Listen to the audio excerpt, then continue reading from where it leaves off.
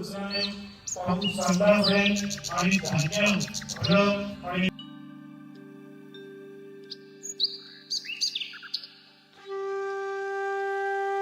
आनंद होईल.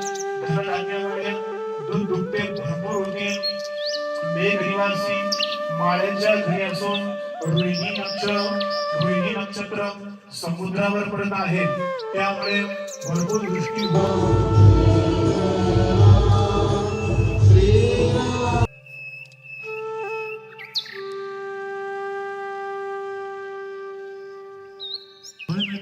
हे शुभकारक वर्षभर संवत्सरारंभाच्या दिवशी जे भक्तीने श्रवण करतील ते वर्षभर सुखाने होतील. इति संवत्सर फलम संपूर्णम श्रीकृष्णार्पणमस्तु. जय प्रभु रामचंद्र भगवान की जय.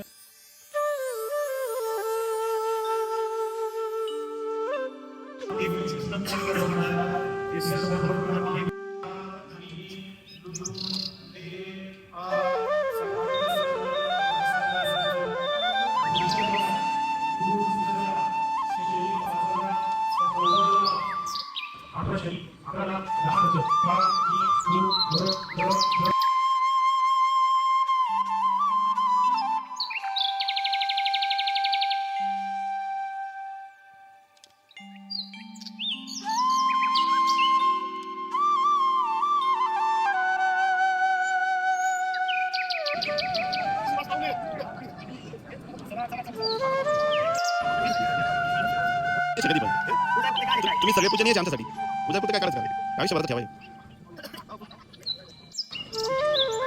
हात सोडा.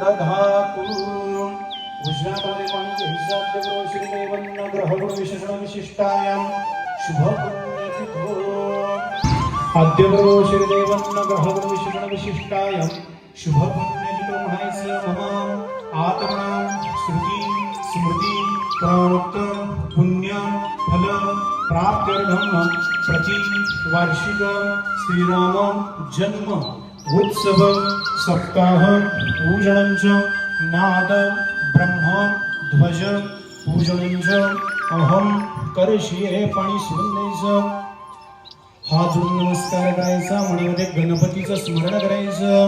सुमुखश्चैव दन्तश्च कपिलो गजकर्णकः लंबोदर्शविकटो विघ्ननाशो गणाधिपः धूम्रकेतुर्गणाध्यक्षो भालचंद्रो गजाननः. समितीच्या वतीने नववर्षाच्या व गुढीपाडव्याच्या हार्दिक शुभेच्छा.